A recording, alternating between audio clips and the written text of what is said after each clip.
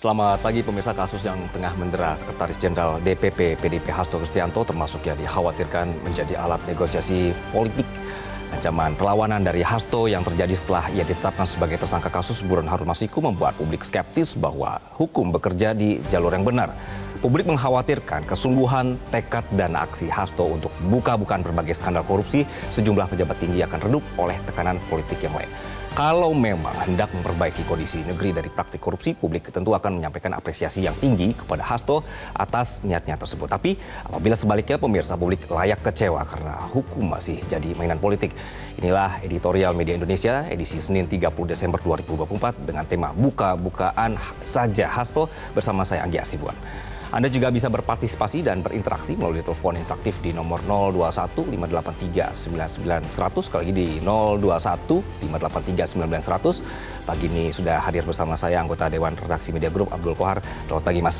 Selamat pagi, Agi. Selamat pagi. Kita melihat banyak sekali drama seminggu ini yang masih berkenaan dengan kasus ini. Betul. Termasuk menutup akhir tahun dengan drama. Itu, ya, dengan hangat ya. Ada drama, termasuk ada bencana ya. Kita lihat saat ini, luar biasa. Oke, dan pemirsa, inilah yang akan kita angkat di pagi hari ini bersama Mas Kohar. Nah, di tengah drama ini, Mas Kohar dan juga pemirsa, kita akan melihat transparan saja. Oleh karena itu, ini menjadi topik utama kami di hari ini, buka-bukaan saja Hasto.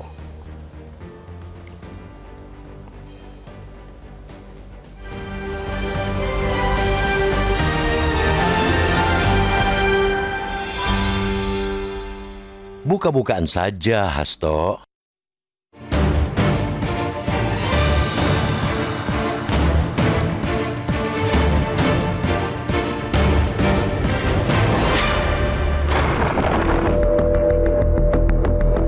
Menjadi politikus sebenarnya sama saja memasuki ranah pertempuran dalam merebut atau mempertahankan kekuasaan. Bagi penguasa, tentu ingin mempertahankan dan melanggengkan kekuasaan. Hanya, terkadang ada saja kawan seperjuangan yang kemudian berbalik arah 180 derajat dari sebelumnya koalisi menjadi oposisi. Ada juga yang mengaku koalisi, tapi serasa oposisi. Sehingga, menjadi penguasa juga harus bisa membagikan kue kekuasaan ke kolega sejalan seperjuangan. Akan tetapi, penguasa tentu belum bisa tenang, karena kawan koalisi bisa jadi tinggal menunggu waktu menjadi lawan. Karena pada hakikatnya tidak ada kawan abadi di politik. Wajar bila politikus di tanah air kerap menggunakan politik sebagai alat sandera atau negosiasi. Orang yang tersandera sama saja telah ditawan. Mereka akan menghadapi pilihan yang minim, mengikuti atau berperang melawan penyandera. Kalau melawan, harus siap-siap masuk bui. Politik sandera memang kerap menggunakan instrumen hukum sebagai alat penggebuk atau alat tawar-menawar terhadap lawan politik. Walhasil, institusi penegak hukum kerap diatur-atur oleh politisi atau penguasa. Jangan harap ada lagi pembagian kekuasaan antara eksekutif, legislatif, dan yudikatif yang berlaku di negara demokrasi seperti dibayangkan John Locke dan Montesquieu. Oleh karena itu, sejumlah kalangan menilai politik sandera sama saja dengan merusak demokrasi. Penegakan hukum pun hanya menjadi alat untuk melanggengkan atau meraih kekuasaan. Kini, politik yang menyandera dan syarat negosiasi dikhawatirkan masih juga terjadi di tanah air. Celakanya, aroma negosiasi itu mulai menyenggol ranah hukum. Jadilah hukum hendak dibuat takluk oleh politik. Kasus yang tengah mendera Sekretaris Jenderal DPP PDIP Hasto Kristianto termasuk yang dikhawatirkan jadi alat negosiasi politik itu. Ancaman perlawanan dari Hasto yang terjadi setelah ia ditetapkan sebagai tersangka kasus buron Harun Masiku membuat publik skeptis bahwa hukum bekerja di jalur yang benar. Publik mengkhawatirkan kesungguhan tekad dan aksi Hasto untuk buka-bukaan berbagai skandal korupsi sejumlah pejabat tinggi akan redup oleh tekanan politik yang lain. Kalau memang hendak memperbaiki kondisi negeri dari praktik korupsi, publik tentu akan menyampaikan apresiasi yang tinggi kepada Hasto atas niatnya tersebut. Publik memang sempat mempertanyakan, mengapa Hasto baru berniat buka-bukaan saat ia ditersangkakan? Bukankah ia mengklaim punya dokumen sejak lama? Bukankah kesempatan buka-bukaan sudah terbuka saat ia belum diterungku? Perlawanan Hasto pun tidak bisa dikatakan steril dari maksud politik. Ia mengaku melawan karena merasa dizolimi secara politik. Ia menilai bahwa penerapan status tersangka atas dirinya terjadi karena bukan murni persoalan hukum, melainkan didominasi oleh dendam politik karena sikap kritisnya akhir-akhir ini. Publik sangat berharap Hasto benar-benar memiliki informasi praktek korupsi pejabat tinggi sebagaimana yang ia pekikkan di berbagai media sosial. Publik berharap suara Hasto tidak berhenti di media sosial, melainkan dibawa menuju ranah hukum di KPK atau aparat penegak hukum lainnya. Dengan begitu, pemberantasan korupsi masuk ke jalur hukum yang steril dari kepentingan politik apapun. Bagi penegak hukum, membuktikan bahwa tudingan politisasi kasus hukum yang menimpa Hasto tidak benar adanya, mesti dilakukan secara terbuka. Bantahlah tudingan politisasi kasus dengan bukti-bukti hukum yang kuat tanpa menyisakan celah dan murni perkara hukum. Sudah saatnya aksi pemberantasan korupsi mengakhiri gaya-gaya politik sandera dan negosiasi. Bukan saja kalau memang mengetahui ada praktik korupsi. Tidak perlu gepokan dokumen atau apapun bukti disimpan untuk dijadikan alat tawar dan penekan. Sebab itu semua hanya akan merusak seluruh tatanan hukum, juga merusak demokrasi.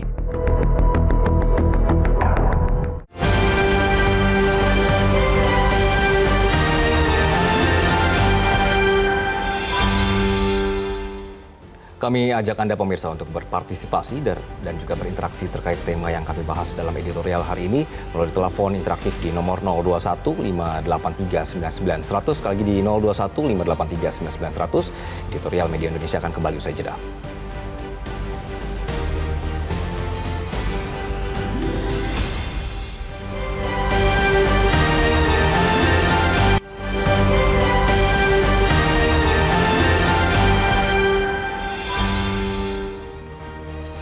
Dan pemirsa, untuk membahas tema editorial hari ini, kami juga sudah terhubung melalui sambungan telepon dengan Zainur Rohman, peneliti dari Pukat UGM.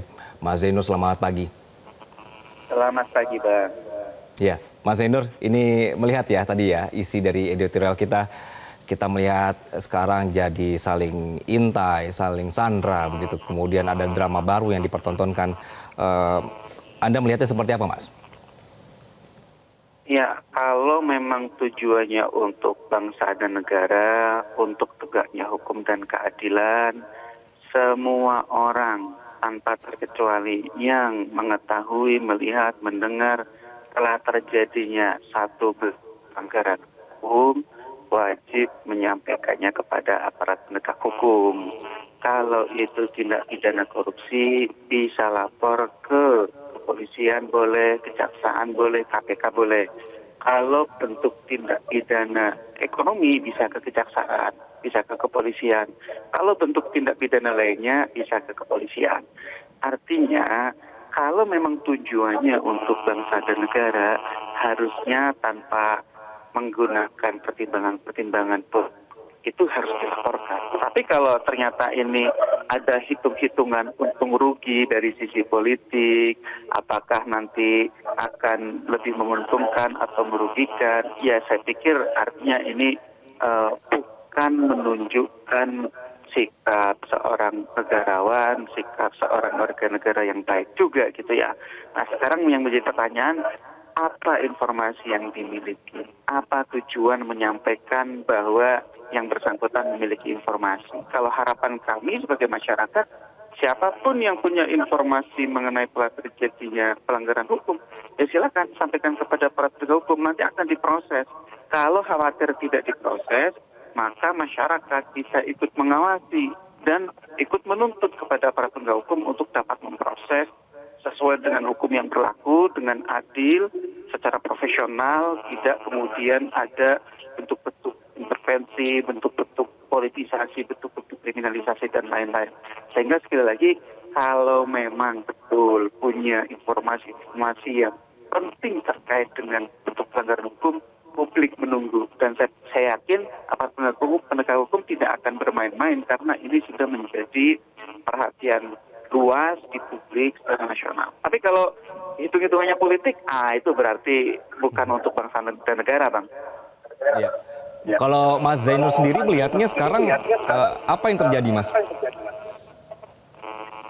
Ya, ini kita serba tidak jelas ya melihat apa yang disampaikan oleh elit kita, termasuk oleh Hasto begitu kan. ini orang semacam apa ya, menaikkan posisi tawarnya dengan mengatakan punya informasi atau seperti apa. Kalau memang punya informasi ya tidak usah bilang bahwa saya punya informasi, ya langsung saja datang ke KPK lapor gitu ya. Saya melaporkan sekian jenis tindak pidana korupsi yang saya ketahui beserta bukti-buktinya. Silakan KPK tindak lanjuti. Publik akan kawal itu. Tapi kalau ini dibilang bahwa dia punya sekian banyak video tentang bentuk-bentuk kejahatan elit politik gitu ya. Terus apa tujuannya? Tujuannya apakah untuk kemudian posisi tawar untuk mencapai satu tujuan tertentu? Atau seperti apa gitu kan? Nah ini yang kemudian saya pikir publik menunggu. Ya publik perlu diberikan contoh yang baik oleh elit politik kita. Kalau mereka tahu kejahatan, laporkan. Bukan digunakan sebagai alat untuk tawar-menawar politik. Apalagi kemudian divestivalisasi di publik dengan mengatakan, oh lihat saja nanti, oh lihat saja nanti. Kalau memang ada alat buktinya, ayo lapor kepada penegak hukum, gitu Bang. Oke, dimakan tidak Mas ancaman ini oleh pihak yang diancam? Yang diancam sekarang punya segalanya. Yang diancam punya semua alat perangkat negara yang dulu biasa digunakan oleh mereka-mereka yang mengancam ini gitu kan. Jadi ya ini pemain lama versus pemain baru gitu ya. Nah, itu tidak menguntungkan publik. Yang menguntungkan publik adalah ketika tidak berhenti pada ancaman-ancaman. Yang diharapkan oleh publik adalah semua bentuk pelanggaran hukum dilaporkan kepada aparat penegak hukum untuk ditindaklanjuti secara pro justisia. Untuk apa? Untuk terang apakah betul telah terjadi tindak pidana atau tidak dan siapa pelakunya. Kalau sudah diketahui itu Bang, maka akan masuk pada satu proses pembuktian secara terbuka di depan umum, di depan muka sidang, sehingga ada satu yang disebut sebagai kepastian hukum. Kalau sudah timbul kepastian hukum, maka isu-isu, rumor-rumor itu tidak kemudian menjadi berarti gitu ya. Sehingga yang diharapkan publik adalah nanti setelah timbul kepastian hukum akan hadir yang dinamakan keadilan gitu ya. Sehingga siapapun yang melakukan pelanggaran hukum harus dimintai pertanggungjawaban secara hukum. Kalau sekarang hanya di level seperti ini menjadi permainan politik begitu ya. Tidak ada ujungnya permainan politik ya. Ini semacam orang main anggar gitu ya. Tusuk-tusuk maju, tusuk-tusuk mundur, maju, mundur begitu ya. Yang diharapkan publik, hukum yang harus menjadi pemutus apakah ini betul telah terjadi pelanggaran pidana kah, terjadi tindak pidana korupsi kah, atau seperti apa gitu ya. Kalaupun misalnya ternyata bukan pelanggaran hukum gitu ya, kalau mau menyampaikan kepada publik juga nggak apa-apa. Untuk pelanggaran kode etik. Pelanggaran kode etik kan juga kalau itu penyelenggara negara ada alamat penyelesaiannya masing-masing. Misalnya anggota DPR bisa lapor ke MKD. Kalau penyelenggara negara lainnya bisa lapor misalnya ke kalau pelanggar pemilu ke DKPP gitu ya, kalau hakim ke Komisi Judisial dan seterusnya gitu ya. Jadi ini publik menunggu-nunggu nih, jangan elit-elit kita bermain di ruang-ruang gelap yang kemudian demi kepentingan mereka publik seakan-akan dibodohi saja. Publik menunggu kalau memang betul ya. Ya, kalau Mas Zainur, apa yang ditunggu Mas? Ini menunggu yang berhasil maju atau berhasil mundur? Saya menunggu ada yang datang ke KPK membuat laporan. Itu sih. Itu yang paling penting. Ya. Saya ke Mas Kohar. Mas Kohar, jadi melihat kata Mas Zainur tadi, ini mungkin momen juga untuk maju mundur begitu ya. Karena kita sebenarnya masih menunggu apa langkah selanjutnya. Mas melihatnya bagaimana Mas? Iya, tentu saja publik semuanya, bukan hanya saya, bukan hanya Mas Zainur tentu saja. Semua publik akan menunggu proses apa yang dikatakan oleh Hasto Kristianto sebagai buka-bukaan. Karena yang namanya buka-bukaan itu berarti dia tidak lagi melihat ada tabir gitu ya.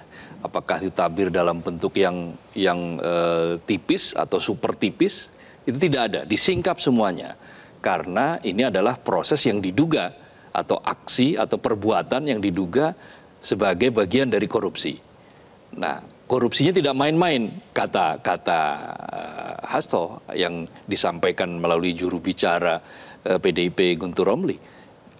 Yang dituding atau dituduh melakukan kejahatan korupsi ini adalah mereka yang saat ini masih menjabat, masih ada, menjabat tinggi pula, dan mantan pejabat atau keluarga pejabat. Nah, dari clue seperti ini mestinya ya sudah, sampaikan saja apa yang menjadi penghambat sehingga ini tidak segera disampaikan. Kalau memang tujuannya sebagaimana tadi dikatakan oleh Mas Zainur adalah untuk kepentingan bangsa, untuk kepentingan negara, karena memang kita masih menghadapi situasi yang buruk dalam pemberantasan korupsi, bahkan semakin buruk dalam akhir-akhir ini, maka ya mestinya langsung segera beraksi untuk mengungkap siapa itu dan apa kasusnya, dengan tentu saja bukti-bukti yang kuat. Oke, bukan bukti-bukti yang sudah umum lalu kemudian menjadi rumors ya, menjadi pembicaraan yang sebetulnya belum ada. Jadi bola liar baru jadinya ya. Betul, ini bola liar baru sehingga ya memicu kegaduhan saja. Oke, Mas, tapi dengan adanya kemarin KPK juga sudah expose penemuannya apa, perannya apa begitu si Hasto ini, Ya.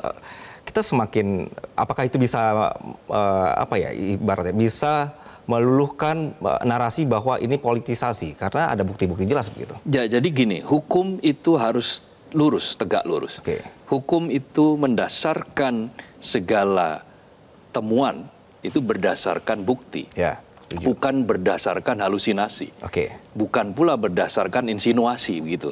Jadi ketika hukum itu sudah mendapatkan bukti, sebuah kasus itu faktanya sudah jelas, sudah clear, kalau di dalam KPK mentersangkakan orang itu harus minimal ada 2 alat bukti, minimal ya, ada 2 alat bukti, maka ya go, lakukan, go ahead, jangan ragu-ragu lagi, jangan mundur oleh tekanan politik. Mas Kohar melihat ada keraguan lagi sekarang? Ya, kalau saat ini yang terjadi adalah mulai dimunculkan lagi, mulai berjalan lagi seiring dengan komisioner yang baru. Ya. Kan kita melihat bahwa kasus ini sudah terlalu lama. Lalu sempat muncul drama-drama misalnya Harun Masiku terdeteksi di wilayah A, di wilayah B, ada yang mengatakan masih di dalam negeri, dan di luar negeri. Itu semua adalah sebuah publik mencatatnya sebagai sebuah drama. Ya. Maka kemudian ketika ada angin yang berhembus berbelok arah, mulai ini kemudian muncul lagi. Bagi publik tentu saja ini bagus-bagus saja. Selama memang tujuannya adalah untuk mencapai clean government, sebuah pemerintahan yang bersih.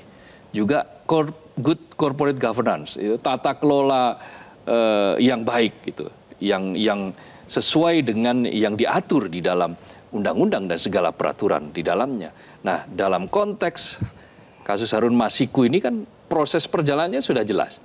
Sudah ada yang diadili, sudah ada yang masuk bui, komisioner KPU yang sudah divonis, lalu kemudian kasus ini masih berkembang dan dikembangkan lagi karena apa? Karena sampai detik ini kan Harun Masikunya belum tertangkap ini. Sebenarnya itu poin utamanya awalnya. Awalnya seperti itu. Nah, tapi kemudian ada bukti-bukti yang sebagaimana disampaikan oleh KPK yang menunjukkan setidak-tidaknya ada koneksi lah antara Sekjen PDIP Hasto Kristianto ini dengan buron Harun Masiku. Tetapi seperti apa koneksi itu dan sejauh mana keterlibatan itu, tentu KPK lah yang nanti akan mengungkapnya. KPK lah nanti yang akan membawanya ini ke pengadilan dan pengadilan lah yang akan menilai. Dari ketika nanti sudah dibuka di pengadilan, pada titik itu kita akan tahu seperti apa alurnya dan siapa sebetulnya yang bersalah dan apakah betul bahwa kasus ini memang digunakan sebagai komoditas politik, digunakan sebagai alat tawar, alat negosiasi, atau alat tekan bahkan mungkin alat sandera, saling sandera antara satu dengan yang lain. Nah, yang pasti adalah baik pemerintah melalui Mensesnek kan sudah menyatakan silakan buka-bukaan saja, begitu ya, kan? Laporkan saja begini. KPK juga sudah mengatakan, oh itu akan bagus, kami siap menerima. Kalau memang dokumen itu sudah ada, ya silakan sampaikan. Nah, apa yang kemudian dinyatakan oleh Hasto melalui video, kemudian juru bicara Guntur Romli mengatakan bahwa ini akan segera dibuka karena Hasto merasa dijadikan sebagai korban kriminalisasi dan korban politik. Tentu ini ada intensi politik di situ.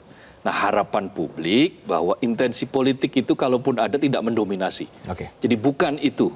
Karena jadi laporkan dan KPK sebagai pihak yang nanti dilapori juga harus menyelisik ini dengan sangat serius. Oke, pertanyaan lanjutannya, Mas, menunggu apa sekarang gitu? Karena belum ada yang melapor juga, tapi ditahan dulu, Mas Kohar. Dan kami akan kembali usai jeda. Pemirsa, tetaplah bersama kami.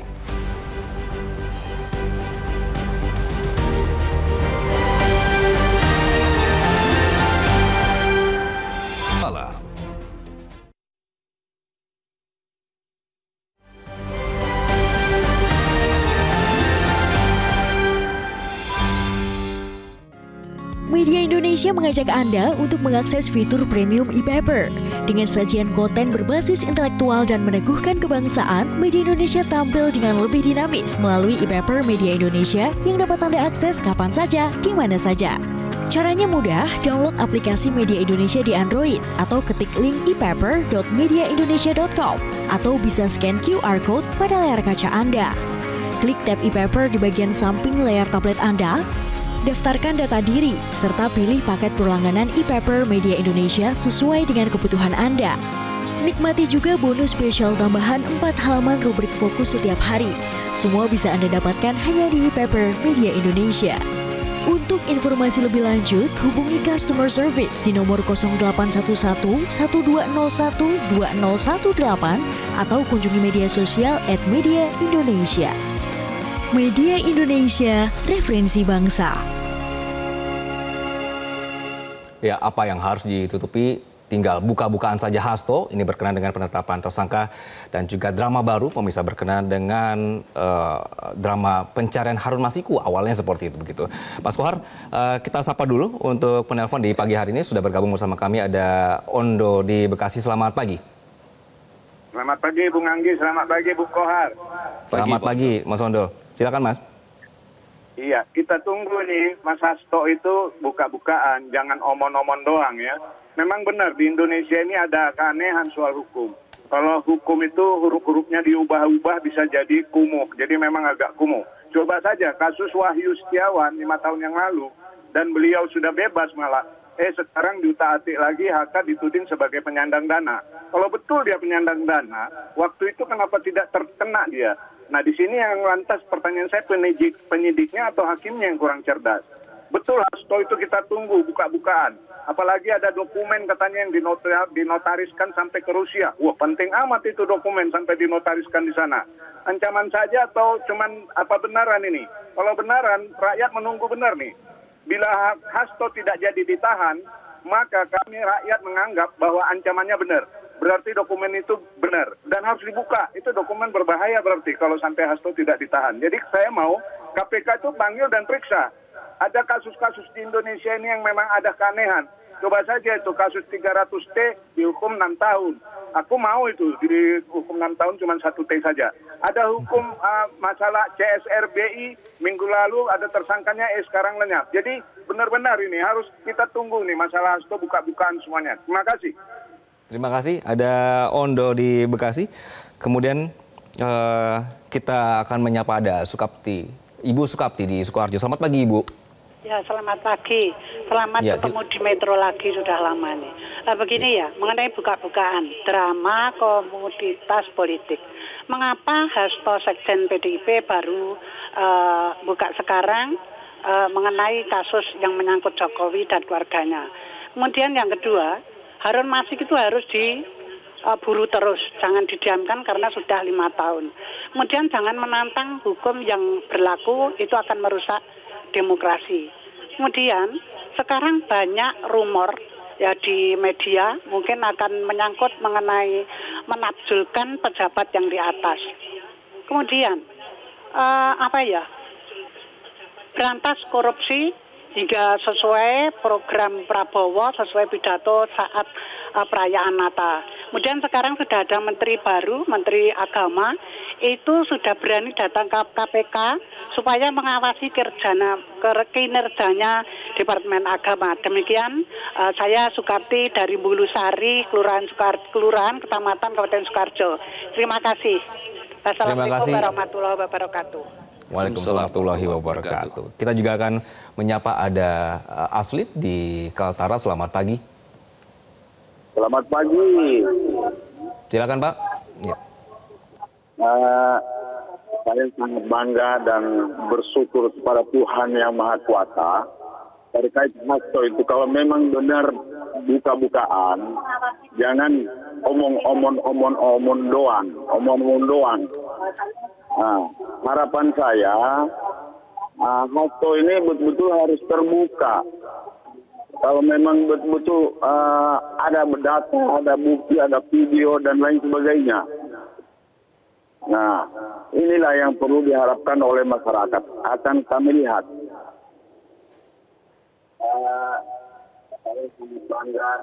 Pak Aslin? Jadi terkait masalah hasto ini betul-betul harus ditelusuri. Harus aparat penegak hukum benar-benar mengambil hikmah ini, betul-betul mengejar.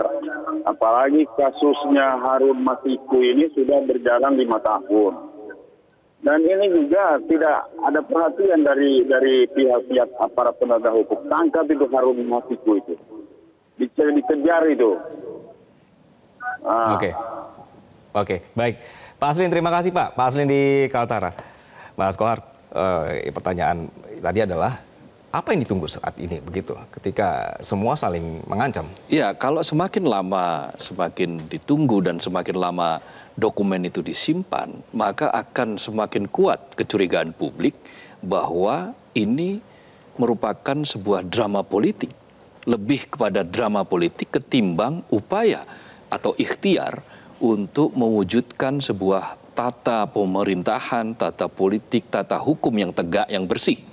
Nah, itu yang harus diberikan garis tebal. Mengapa? Karena mestinya tanpa ada tekanan, tanpa ada momentum, itu mestinya ketika melihat ada pelanggaran, ketika melihat ada ketidakberesan, bahkan ketika melihat ada korupsi, maka ya langsung saja buka saja itu dokumen, sampaikan kepada KPK, percayakan bahwa dokumen itu memang akan ditindaklanjuti. Kalau memang kepercayaan terhadap penegak hukum itu katakanlah tipis, ya, kepercayaannya tipis, ketidakpercayaannya yang tebal, maka ya ajak masyarakat. Kan hasto sudah menyampaikan ini melalui media sosial. Masyarakat juga sudah melihat video hasto yang mengatakan memiliki sejumlah dokumen. Bahkan bincang-bincang dia dengan Koni Rahakundini kan juga sudah disampaikan itu semua. Jadi masyarakat juga sudah terpikat dengan ucapan ini dan menunggu. Lalu ketika publik sudah menunggu, maka yang harus dilakukan ya segera laporkan.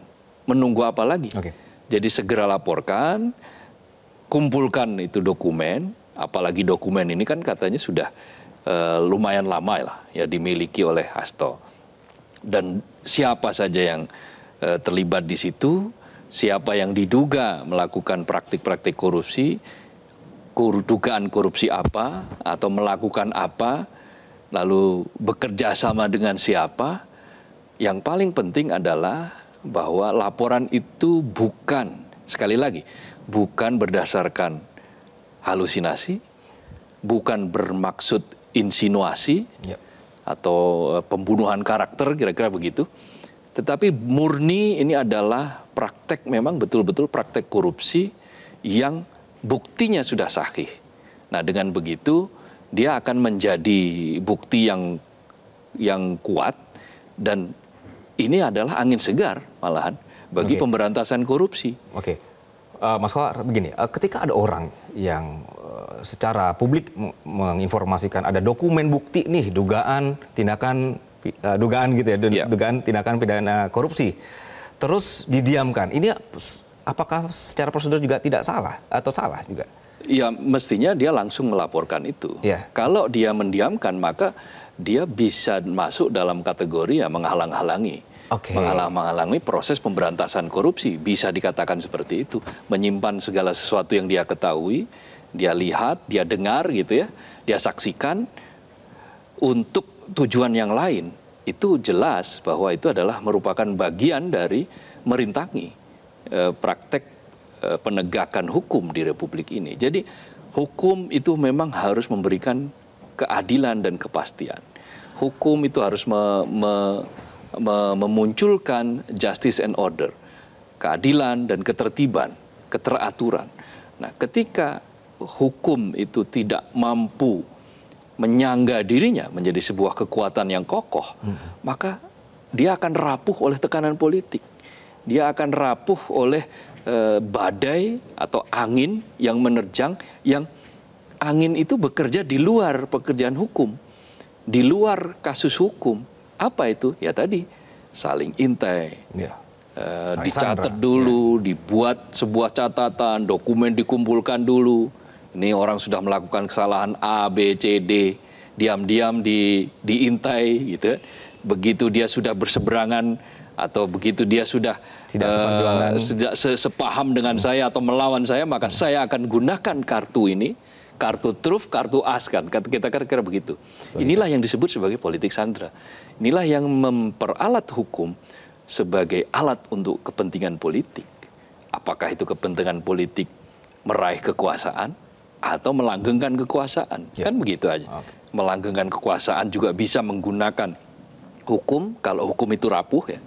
Begitu pula merebut kekuasaan juga bisa menggunakan hukum kalau hukum itu tidak tegak lurus. Kalau hukum itu doyong-doyong atau condong-condong ke kanan dan ke kiri. Jadi karena itulah maka hukum itu harus berada pada posisi yang dia betul-betul kokoh, dia kuat. Jangan mau diintervensi oleh kepentingan apapun.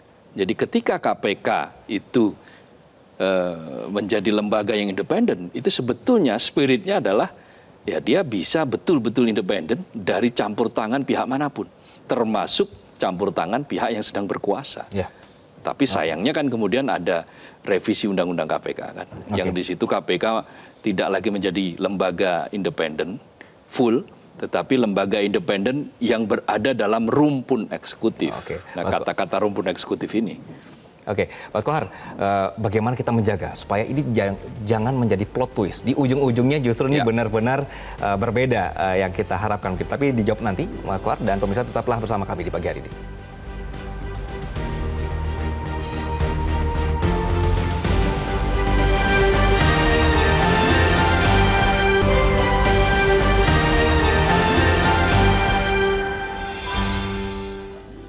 Ya, Mas Kohar, bagaimana kita memastikan bahwa ini nanti bisa fokus ya di bawah KPK yang baru, kemudian dengan bukti-bukti baru yang ditampilkan ini juga, dan tidak plot twist, Mas, bahwa membenarkan bahwa ini sedang terjadi nego-nego politik? Ya, bagi KPK ini adalah momentum bagi institusi tersebut untuk mengembalikan kepercayaan rakyat.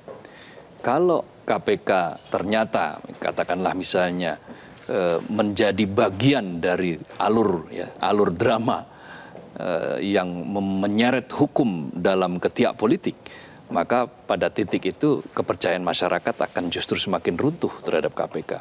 Tetapi justru ketika KPK memang menjadikan ini sebagai momentum untuk betul-betul mengusut tuntas, tidak hanya dalam kasus Harun Masiku, kasus apapun yang kemudian nanti misalnya dilaporkan oleh Hasto misalnya, dibuka oleh Hasto, dan KPK bisa membuktikan bahwa tidak ada unsur politik yang ada di balik penersangkaan Hasto, maka kepercayaan publik akan semakin tumbuh.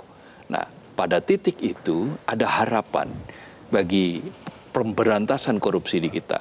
Bayangkan, kita ini sudah sejak dari tahun 2004, sudah 20 tahun kita memiliki KPK. Tapi hingga saat ini kita lihat saja dari indeks persepsi korupsi.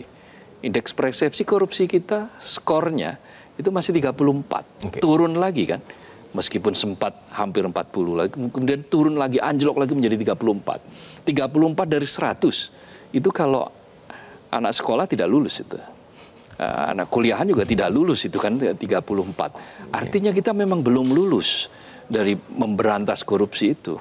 Kita belum lulus dari upaya-upaya untuk membuat Republik ini bersih. berkali-kali pidato disampaikan. Setiap rezim berbeda akan selalu memidatokan anti korupsi. Tetapi faktanya sampai saat ini kita masih menghadapi persoalan-persoalan yang pelik. Ketika campur aduk antara kepentingan politik dan kepentingan hukum, tidak bisa dipisahkan mana kepentingan hukum, mana kepentingan politik, mana kepentingan ekonomi. Ketika semuanya kemudian bercampur aduk, maka proses pemberantasan korupsi jalan di tempat. Bahkan mundur. Kalau jalan di tempat kan artinya skornya sempat tinggi, misalnya 38, ya dia stay di 38. Ini mundur lagi, Mas. Tapi faktanya sekarang menjadi 34, itu kan berarti mundur. Nah kalau seperti itu jadinya, maka ya harapan kita untuk cita-cita besar kita untuk keluar dari middle income trap akan sangat sulit. Cita-cita kita akan mewujudkan Indonesia emas juga akan sulit. Cita-cita kita untuk mewujudkan integritas ya, anak-anak bangsa juga semakin sulit, semakin jauh. Jadi banyak hal dipertaruhkan dari bangsa besar ini apabila para punggawa, para mereka yang mestinya menjaga hukum supaya tetap tegak, bermain-main dengan hukum. Atau juga bagi mereka yang berada dalam jajaran elit, bermain-main dengan politik, sehingga akhirnya merusak demokrasi dan merusak hukum itu sendiri. Dan jangan lakukan itu. Karena itu buka-bukaan saja gitu. Mas Kohar, terakhir, singkat saja bagaimana meyakinkan bahwa KPK yang sekarang ini benar-benar bisa menjaga marwah demokrasi kita. Bukti nyata. Ketika dia tidak pandang bulu, tidak tajam ke atas, tapi tumpul ke bawah atau ke samping, ke kanan, ke kiri, kepada teman ya, kepada kolega dia juga tetap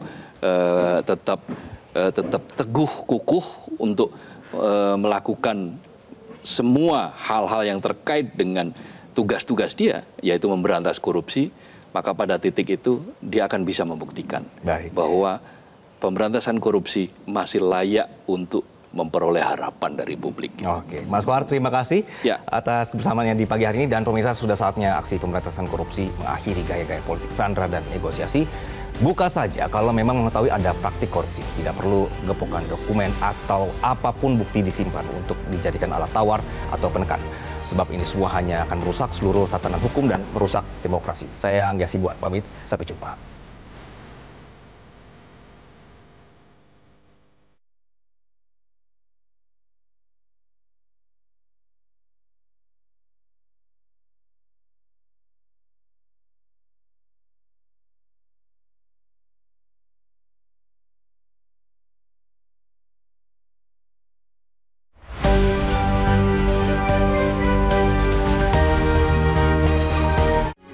Metro TV tahun 2000